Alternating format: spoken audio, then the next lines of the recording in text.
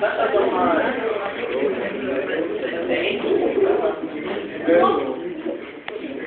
Vor einiger Zeit haben wir ein iPhone rausgebracht.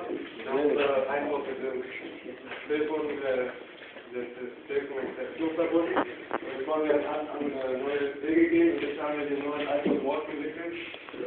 Das Verbindung des iPhones mit einer Uhr. Das haben die gleichen Sportler, die meinetwegen die gleichen Sportler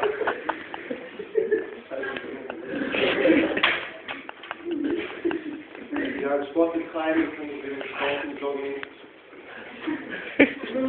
Musik hören, MP3, als ähnliche und deshalb haben wir, weil die Uhr so klein ist, haben wir einige Micro-SD dazugegeben, das kann man vom Computer aus die Musik ausspeichern und irgendwo rein investieren.